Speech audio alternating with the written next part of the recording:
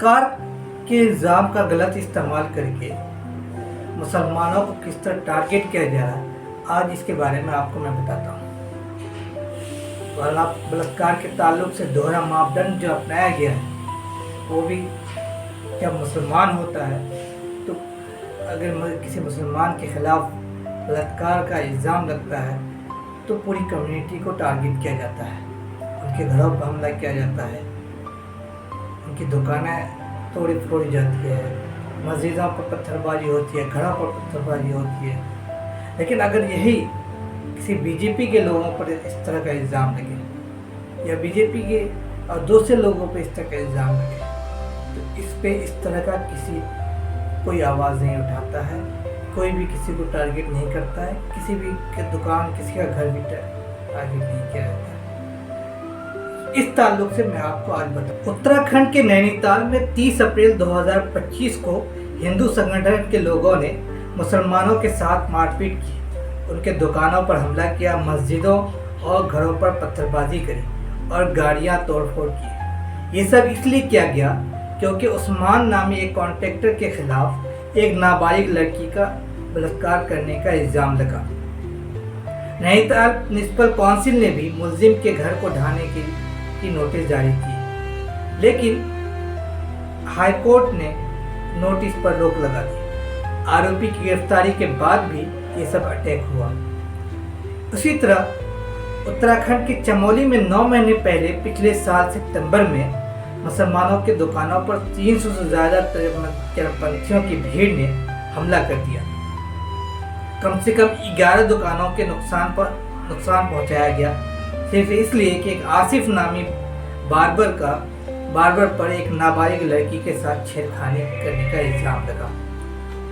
ठीक उसी तरह मई 2023 में उत्तराखंड के फरोला टाउन में मुसलमानों के खिलाफ नफरती कैंपेन चलाया गया, उनके दुकानों पर हमला किए गए और दर्जनों मुस्लिम परिवार को शहर छोड़कर जाने पर मजबूर किया गया, क्योंकि 2 आदमी जिसमें एक मुस्लिम और एक हिंदू थे पर एक 16 साल की लड़की को किडनैप करने का इल्ज़ाम लगा।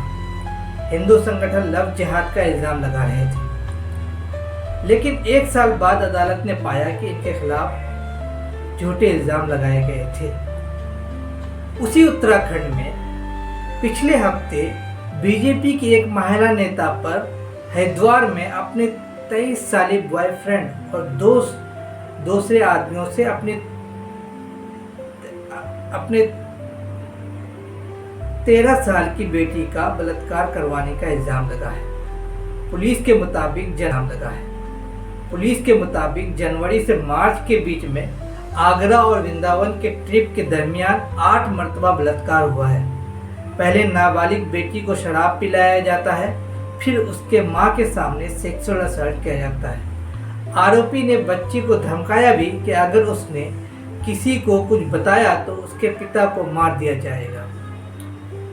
बीजेपी का इस पर कहना है कि महिला नेता को, जो कि महिला मोर्चा के अध्यक्ष थी, अपने ड्यूटी से हटा दिया गया है और घटना के फौरन बाद उसको पार्टी से भी निष्कासित कर दिया गया है। लेकिन सवाल ये उठता है कि जिस तरह से नैनीताल और चमोली के मामले में मुसलमानों के दुकानों, घरों और दुकानदारों पर हमला किया गया, वैसा कोई हमला हरिद्वार के मामले में नहीं हुआ। कोई हंगामा, प्रोटेस्ट नहीं किया गया, न ही म्युनिसिपल काउंसिल ने आरोपियों के घर ढाने का नोटिस जारी किया। ये दिखाता है बलात्कार के ताल्लुक से इन लोगों का दोहरा मापदंड। अगर एक मुसलमान के खिलाफ कोई इल्ज़ाम लगाता है जिसमें बहुत सारे झूठे भी होते हैं, तो पूरी कम्युनिटी को टारगेट किया जाता है, हिंसा किए जाते हैं, नफरती कैंपेन चलाए जाते हैं, ऐसे इल्ज़ाम को उछालकर मुसलमानों पर हमला किए जाते हैं। लेकिन अगर कोई बीजेपी के लोग और दूसरे लोग के खिलाफ ऐसे कोई इल्ज़ाम लगे तो ये लोग कुछ नहीं बोलते। मसला इनके लिए जुर्म नहीं है, मसला मुसलमान है। देश भर में क्राइम्स होते रहते हैं और बहुत सारे मामले में कोई एक्शन भी नहीं लिया जाता है, लेकिन कभी इस पर ये लोग किसी तरह का धरना प्रदर्शन नहीं करते हैं। लेकिन किसी मुसलमान पर झूठा और सच्चा इल्ज़ाम लग जाए तो ये लोग पूरी कम्युनिटी को टारगेट करना शुरू करते हैं। सरकार बलात्कार में दोषी पाए गए अपराधियों को रिहा करती है, ये लोग कुछ नहीं बोलते। कश्मीर में कश्मीर के कठुआ में इन लोगों ने, जिसमें कुछ भाजपा मंत्री भी शामिल थे, बलात्कार के आरोपी के हक में रैली निकाली थी। मरकजी हुकूमत ने बिल्किस बानो के गैंगरेप केस में दोषी पाए गए अपराधियों को रिहा किया था। इन अपराधियों को माला पहनाकर स्वागत किया गया था। ये सब करने के बावजूद ये लोग किसी एक इल्ज़ाम का बहाना बनाकर मुसलमानों पर हमला करते हैं। उत्तर प्रदेश का मामला देख लीजिए। अयोध्या में समाजवादी पार्टी के एक मुस्लिम लीडर मोहित खान पर बलात्कार का इल्ज़ाम लगा तो प्रशासन ने उसके दुकान और 3 करोड़ के शॉपिंग कॉम्प्लेक्स को ढा दिया। हालांकि डीएनए टेस्ट में मोहित खान का डीएनए मैच नहीं हुआ और उनके परिवार का भी कहना है कि मोहित खान के दुकान पर काम करने वाला राजू से विक्टिम का अफेयर चल रहा था। खान का इस मामले में कोई रोल नहीं है, फिर भी प्रशासन ने उनके प्रॉपर्टीज को ढा दिया। वहीं दूसरी तरफ बीजेपी आईटी सेल के मेंबर के खिलाफ बनारस हिंदू यूनिवर्सिटी के एक छात्रा का बलात्कार करने का इल्जाम लगा। इनके कोई प्रॉपर्टीज नहीं तोड़े गए, इनको बेल भी मिल गई फौरन। बीजेपी पूर्व MLA Kuldeep Sengar rape case में दोषी पाए गए, उनके प्रॉपर्टीज नहीं बुलडोज की गई। ऐसे दोहरा मापदंड को क्या कहा जाए? ये देश के किस कानून के हिसाब से ये हो रहा है? क्या संविधान में ऐसा कोई प्रावधान है? क्या जो लोग सत्ता में बैठे हैं वो संविधान के हिसाब से देश को नहीं चला रहे हैं?